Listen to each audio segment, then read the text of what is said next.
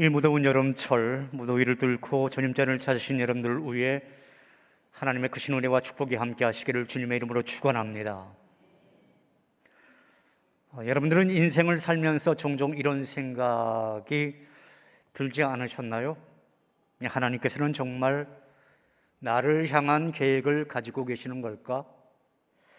그렇다고 한다면 하나님이 나를 인도하신다는 증거는 과연 무엇일까?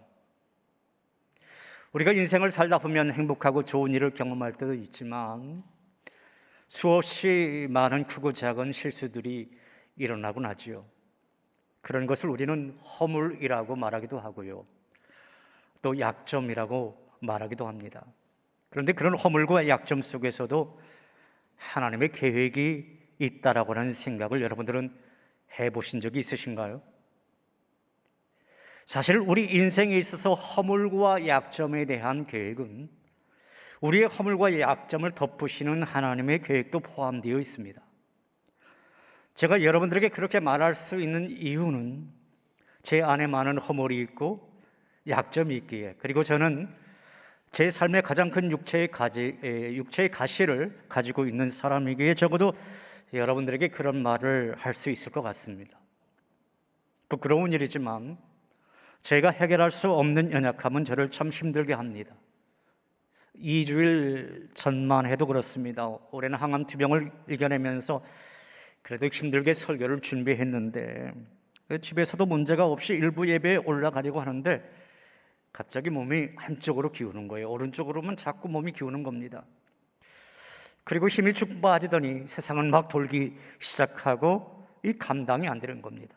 그래서 급하게 설교 원고를 부목사에게 주고 설교를 대신 부탁하게 되었습니다. 결국 세브란스 병원 응급실에 실려가게 되었고요, 119 구급대원이 와서 초진을 했을 때는 이석증은 아닌 것 같다, 제가 항암투병 환자이다 보니까 뇌에 이상이 온 것 같다, 그렇게 말을 한 거예요. 그러니까 뇌 전이가 왔다, 그러한 말인 거죠. 정말 그런데 다행스럽게도 여러 의사들이 서로 이렇게 협진을 하더니 이석증이라고 하는 이 판정을 받게 되었습니다. MRI도 찍어봤더니 뇌가 깨끗하다라고 하는 거예요. 아무 문제가 없다라는 거예요. 그 판정을 받게 되자 아직도 어지러움증이 상당히 심한데도 감사의 기도가 나왔습니다. 하나님, 그래도 저를 항상 아슬아슬하게 보호해 주시는군요. 그러한 기도 말입니다. 그리고 우리 성도들이 저를 위해서 지금도 많이 기도하고 있구나라고 하는 생각이 들었습니다. 그러면서 저는 오늘 본문의 이야기가 떠올랐습니다. 그래서 본문의 말씀을 제가 묵상하게 되었고요, 이 말씀을 여러분들과 나누고자 합니다. 사랑하는 여러분, 아무쪼록 오늘 하나님의 말씀을 통하여 우리를 향한 하나님의 뜻을 발견할 수 있는 저와 여러분들이 다 되시기를 주님의 이름으로 축원합니다. 지금은 학생 수가 적어서 폐교가 되었지만 초등학교 시절에 저희 학교 주변 야산에는 황토흙이 참 많았어요. 그래서 대부분의 초등학교에서는 학생들이 이 점토 수업을 하기 위해서는 어떻게 합니까? 그 차력을 문방구에서 구입하지요. 그렇지만 제가 다니던 그 초등학교는요, 그저 학교 주변 야산에서 몇 움큼 떠가면 그것으로 끝입니다. 그래서 이제 저는 어렸을 때 이 점토를 가지고 놀았던 그런 추억이 많이 있어요. 처음에는 인절미처럼 삐딱하게 직육면체의 모양을 만들다가 점점 실력이 늘면 이제 접시 모양을 이제 만들고요. 그러다가 더 실력이 늘면은 이제 사람 얼굴 모양도 만들어 봅니다. 그렇게 하다가 제 마음에 들지 않으면 어떡합니까? 다시 뭉쳐요. 다시 그 모양을 부숴와서 다른 형태의 진흙덩어리로 만들었던 그런 기억이 있습니다. 하나님과 우리의 관계를 설명하기 위해 성경은 여러 가지 비유를 등장시키죠. 목자와 양에 비유하기도 하고요, 또 아버지와 자녀의 관계에 비유하기도 합니다. 또 때로는 이 포도나무와 가지에 대한 비유를 하기도 하죠. 오늘 우리가 함께 읽은 말씀 속에서 성경은 하나님과 우리의 관계를 어떻게 묘사하고 있느냐? 토기장이와 진흙의 관계에 비유하고 있어요. 그런데 오늘 본문은 예레미야 시대를 배경으로 하고 있습니다. 여러분, 이 예레미야 선지자가 어떤 선지자입니까? 예레미야 선지자의 별명 여러분 아시죠? 별명이 뭐죠? 눈물의 선지자. 그렇습니다. 눈물의 선지자입니다. 예레미야 선지자는 이 바벨론에 의해서 멸망한 주전 586년을 전후로 해서 약 40년 동안 남왕국 유다에서 활동했던 그런 선지자였어요. 그런 40년이 넘는 긴 세월 동안 이스라엘 백성들에게 정말 눈물로써 하나님의 말씀과 하나님의 심판을 선포했습니다. 그럼에도 불구하고 이스라엘 백성들은 하나님께 돌이키지 않았어요. 오히려 점점 더 하나님께로부터 멀어져만 가는 겁니다. 결국 예레미야 선지자의 40년 동안의 섬김과 사역은 눈물뿐인 노력이 되고 말았습니다. 이때 예레미야의 마음은 상할 대로 상해 있었고 실망으로 가득 차게 되었어요. 그의 모든 힘은 이제 소진되었고 이제 그의 앞에는 하나님의 심판과 그 조국의 멸망만이 남아 있을 뿐이었습니다. 이렇게 예레미야가 실망과 절망 가운데 있을 때 하나님은 예레미야에게 토기장의 집으로 가서 당신의 말씀을 기다리라, 그렇게 말씀하시는 거예요. 말씀대로 그런 토기장이 집으로 내려가서 그 도자기 만드는 모습을 구경하면서 하나님의 말씀을 기다렸습니다. 물레에 흙덩이를 얹어놓고 그릇을 빚어가는 토기장의 모습은 참으로 아름답게 보였어요. 빚는 과정도 그렇고요, 손놀림도, 그리고 손놀림에 따라서 드러나는 그 진흙의 모습도 참 예술이었습니다. 그렇게 넋을 잃고 구경하고 있을 때 하나님의 말씀이 예레미야에게 임하시는 거예요. 그 말씀이 바로 오늘 6절에 있는 말씀이에요. 자, 우리 6절에 있는 말씀 자막을 보면서 이 말씀을 같이 한번 읽어볼까요? 여호와의 말씀이니라. 이스라엘 족속아, 이 토기장이가 하는 것 같이 내가 능히 너에게 행하지 못하겠느냐? 이스라엘 족속아, 진흙이 토기장이의 손에 있음 같이 너희가 내 손에 있느니라. 토기장의 손 안에 있는 진흙. 여러분, 이 이미지를 한번 상상해 보았으면 좋겠어요. 여러분들 머리로 한번 상상해 보시고 그 진흙 한 덩어리를 여러분들에게 한번 적용해 보시기 바랍니다.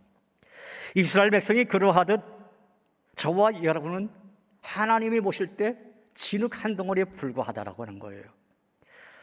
여러분 중에 혹시 이 이야기를 듣고 기분 나빠하시는 분들이 있을지도 모르겠어요. 어디 나를 그따위 형편없는 진흙 덩어리에 비유하는 거야? 그렇게 말씀하실지도 모르겠습니다. 그러나 오늘 이 이야기가 우리에게 들려주고자 하는 메시지가 있어요. 저는 여러분들에게 세 가지 메시지로 나누어서 하나님의 말씀을 전하고자 합니다. 첫 번째 메시지입니다. 우리는 우리 자신의 모습을 올바로 바라보는 시각이 필요하다라고 하는 것입니다. 우리 자신의 모습을 올바로 바라보는 그런 시각이 필요하다. 예레미야 선지자가 토기장의 집에 내려가서 여러분 무엇을 보았을까요? 토기장이가 일을 하는데 농로 위에 한 덩어리의 진흙이 올려져 있는 거예요. 먼저 예레미야는 그 진흙을 보았다, 이렇게 성경은 말씀하고 있습니다. 본문 2절과 3절에 있는 말씀을 우리가 자막을 보면서 같이 한번 읽어보겠습니다. 같이 읽습니다.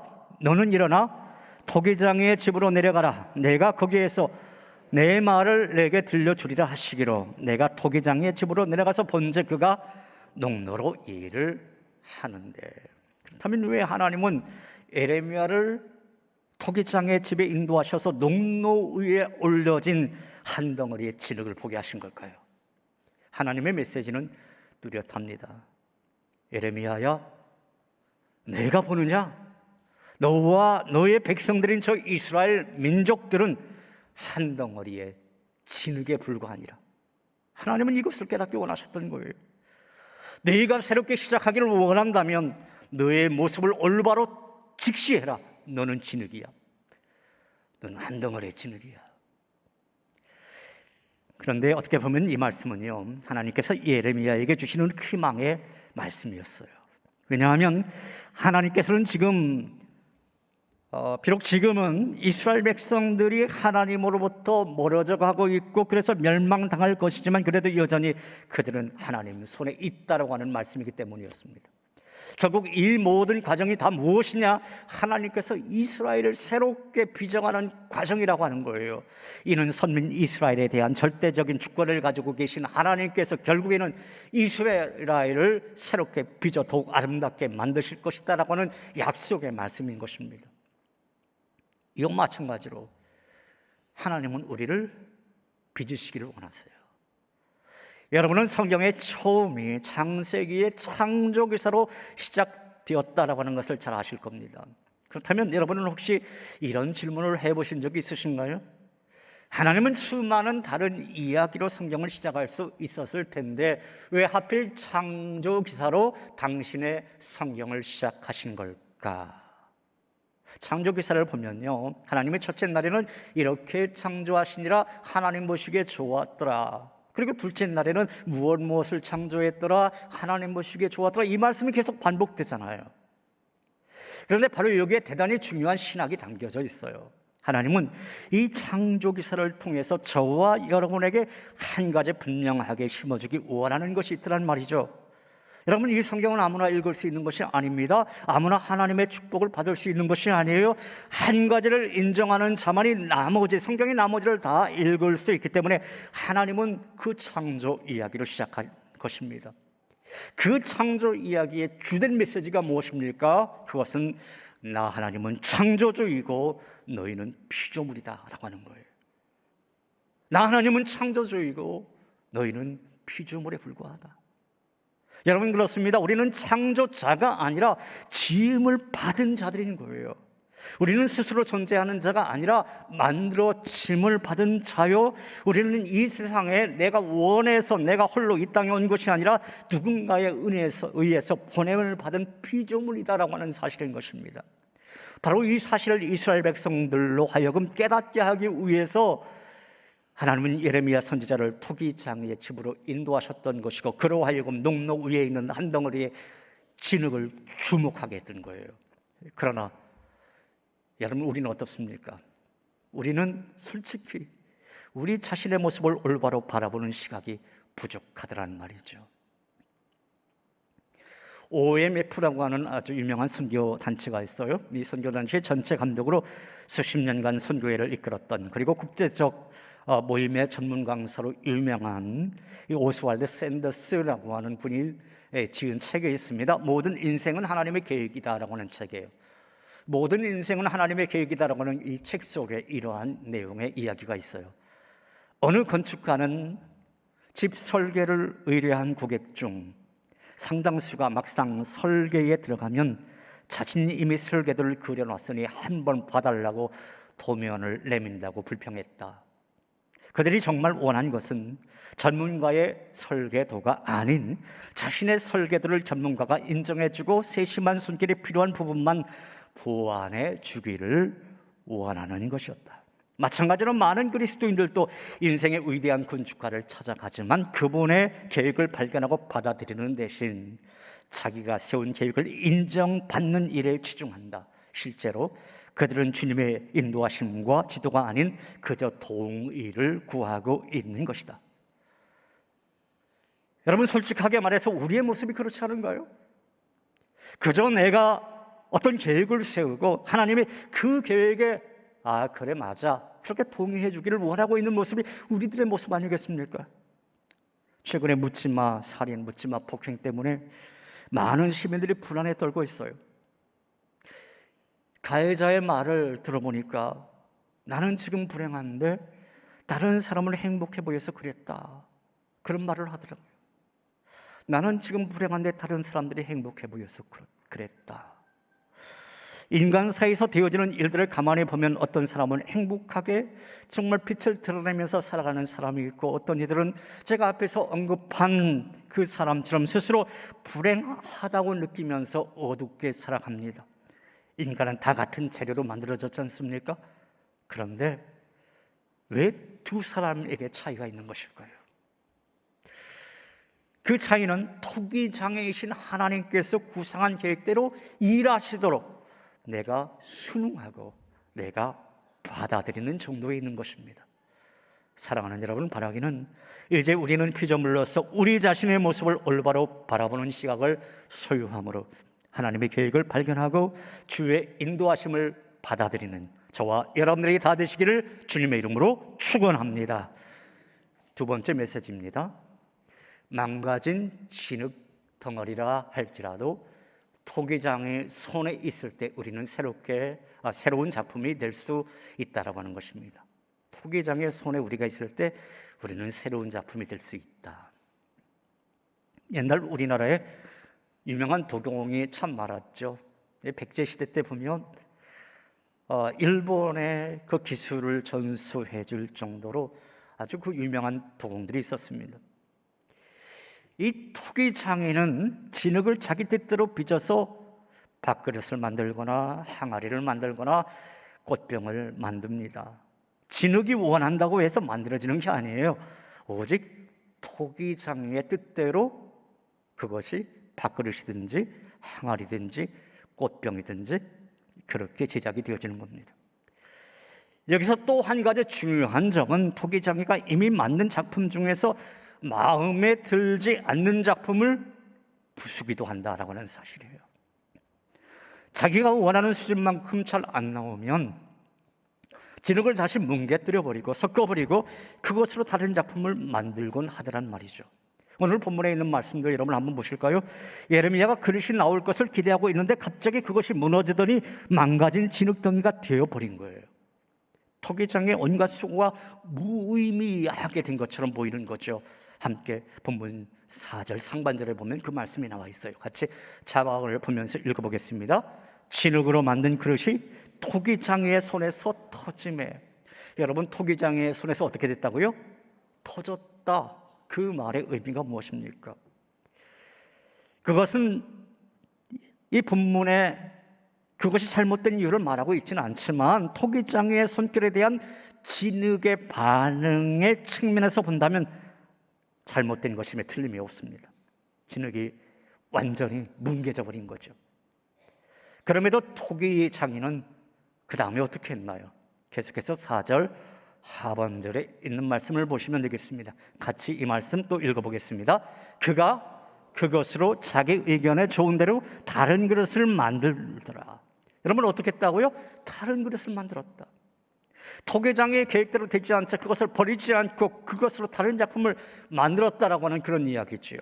이 장면에서 우리의 인생과 일치하는 점을 우리는 발견해 볼 수가 있습니다. 토기가 잘못된 것은 토기장의 기술이 부족해서나 부주의해서 그렇게 된 것이 아니었어요. 어떤 예술가도 스스로 자신의 작품을 망가뜨리지는 않습니다. 예레미야가 이 장면에서 본 희망의 빛은 토기장의 의도대로 토기가 되지 않자 그것을 쓰레기장에 버리지 아니하고 그것으로 다른 토기를 빚은 것입니다. 물론 앞에 그릇은 엉망이 되었어요. 그렇지만 그 진흙이 아직 누구 손에 있었다고요? 토기장의 손에 있었다라고 하는 거예요. 여러분, 때로 우리는 높은 이상과 어떤 희망을 가지고 인생을 출발하지만 인생의 여정에서 패배할 때가 참으로 많잖아요. 그때 그릇은 엉망이 되었지만 그 가운데서 소망이 있는 것은 그 진흙이 아직 토기장이, 즉 하나님의 손에 있다라고 하는 사실입니다. 성경에는 망가진 그릇을 하나님께서 다시 만드는 예로 가득 차 있어요. 그 중에 대표적인 한 사람을 든다면 저는 야곱을 들 수 있을 것 같아요. 야곱이라고 하는 이름의 뜻은 속이는 자, 강탈자였습니다. 인생에서 결정적인 위기를 이 야곱이 당하기 전에는요, 그는 20년 동안 어떻게 했습니까? 남을 속이며 살았잖아요. 형도 속이고 아버지도 속이고 삼촌도 속이고 어머니도 속이고 다 속이는 삶, 하나님까지 속이는 삶. 그런데 그도 속잖아요. 누구한테 속았습니까? 삼촌 라반한테 또 속는 삶. 그러니까 속고 속이는 삶을 계속해서 살았어요.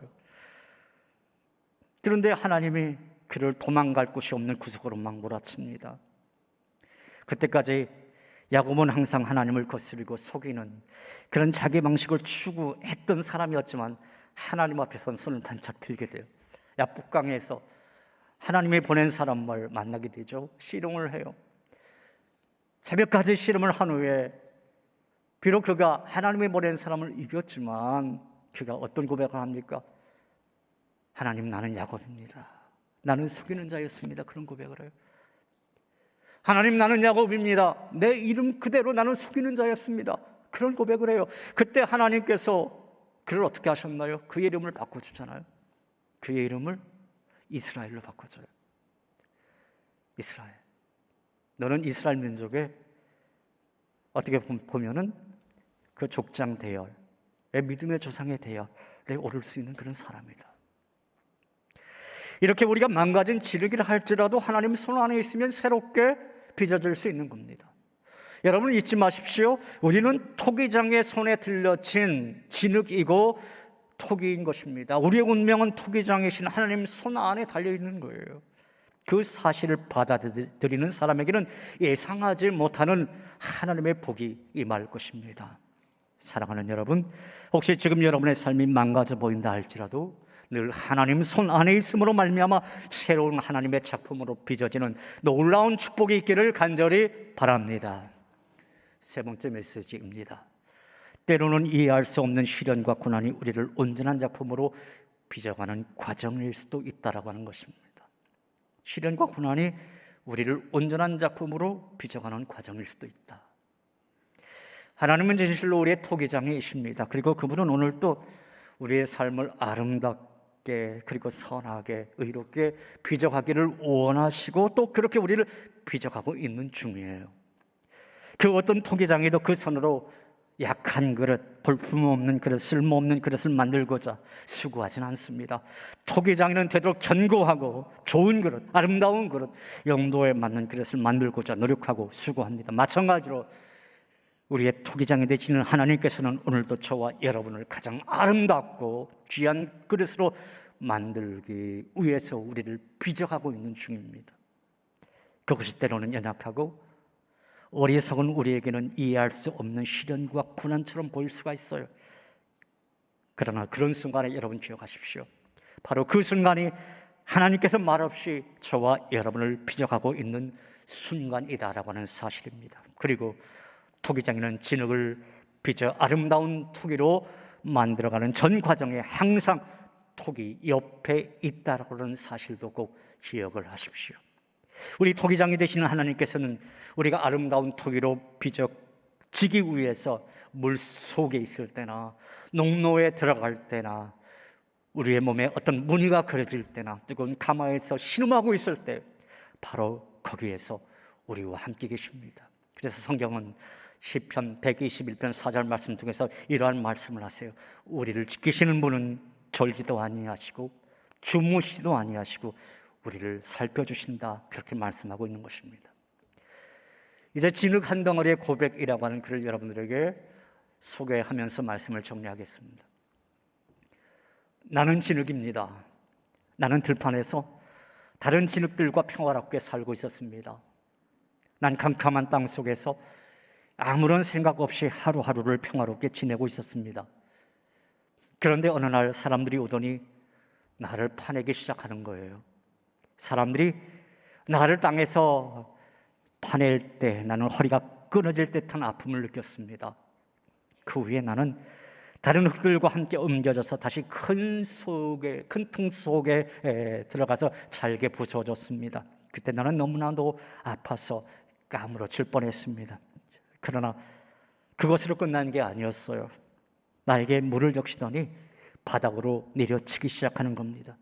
이리 치고 저리 쳐서 나는 완전히 혼절을 하고 말았습니다. 내가 겨우 깨어보니 어떤 사람이 나를 가지고 뭔가를 만들고 있었어요. 빙글빙글 돌아가는 물레에서 이제는 어지러워서 고통스러웠습니다. 나는 어느덧 그릇의 모양이 되어져 갔습니다. 나는 이제는 끝났겠지, 그렇게 생각을 했지만 정작 고통은 이제부터 시작이었습니다. 나에게 유약을 바르고 채색을 하고 나서 활활 타는 가마 안으로 보내어지는 겁니다. 이제는 죽었구나 싶었습니다. 한두 시간도 아니고 이틀이나 활활 타는 가마 안에 나는 던져져 있었습니다. 나는 제정신이 아니었습니다. 꼬박 이틀이 지난 후에 활활타는 가마 밖으로 나왔는데 나는 내 자신을 보고 깜짝 놀랐습니다. 너무나도 아름다워진 나를 발견할 수 있었으니까요.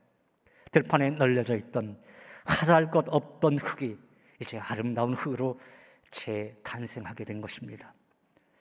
분명 나에게 그런 고통이 없었다면 나는 그냥 들판의 흙으로 남아 있었을 겁니다. 나도 그렇지만 사람들도 마찬가지입니다. 고난을 겪어본 사람만이 세상의 아름다움을 즐길 수가 있는 겁니다.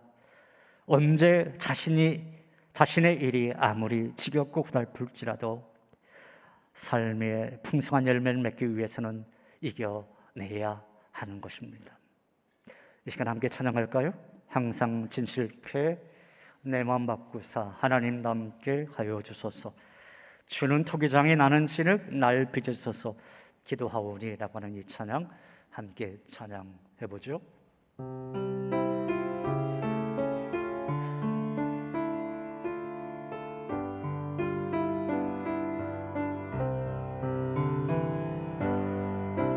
항상 진실케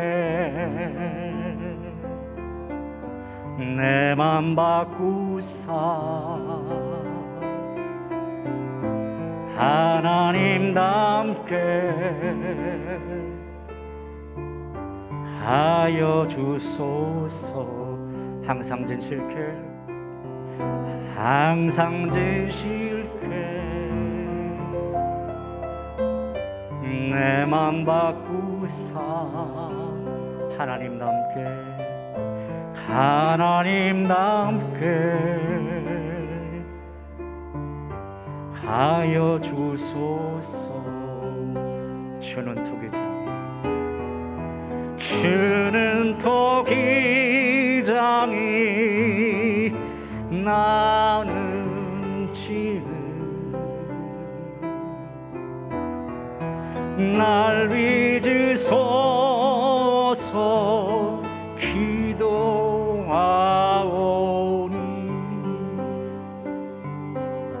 항상 진실케 내 맘 바꾸사 하나님 함께 하여 주소서. 가사를 약간 바꾸죠. 항상 겸손케 이렇게요. 겸손케로 내 맘 바꾸사 하나님 함께 하여 주소서. 다시 한 번요. 항상 겸손케 항상 겸손케 내 맘 바꾸사 하나님 함께 하나님 함께 하여 주소서 하여 주소서. 우리 양손 높이 들고 주는 토기장이 나는 진흙 주는 토기장이 나는 진흙 날 빚으소서 날 빚으소서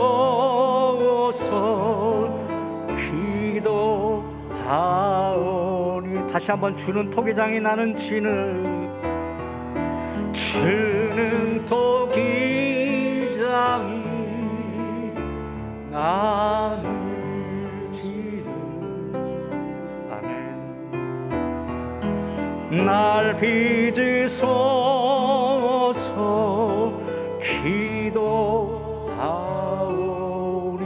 항상 겸손케 항상 겸손케 항상 겸손케 내 맘 바꾸사 하나님 함께 하여 주소서. 할렐루야. 여러분, 지금 여러분은 어떤 상태에 있으신가요? 여러분은 산과 들에서 그저 제멋대로 굴러다니는 흙덩어리인가요? 부디 자신의 인생이 무엇을 위해 주어졌는지 한번 깊이 생각해 보시기 바랍니다. 창조주의 손에 잡히지 않은 피조물은 단지 먼지요 흙덩어리에 불과한 것입니다. 혹시 여러분은 지금 견디기 힘든 고난 중에 있으신가요? 믿음을 포기하고 싶을 정도로 어떤 강한 시련을 겪고 있으신가요? 어째서 나에게만 이런 시련이 있나 싶을 정도로 힘겨운 일들이 꼬리를 물고 일어나고 있나요?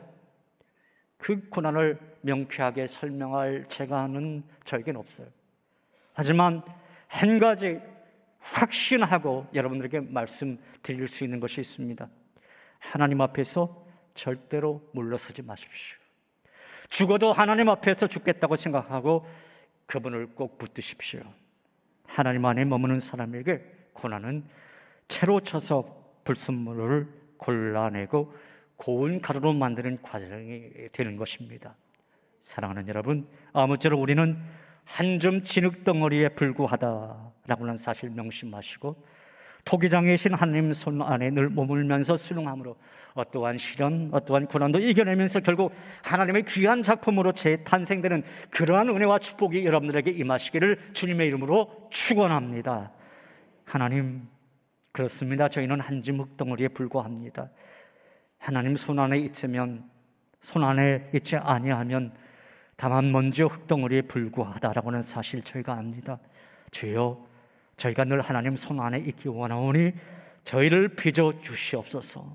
그리고 어떠한 시련과 어떠한 어려움이 있다 할지라도 그 모든 것을 이겨내고 결국 하나님이 원하는 귀한 작품으로 재탄생되게 하여 주시옵소서. 예수님 이름으로 기도하옵나이다. 아멘.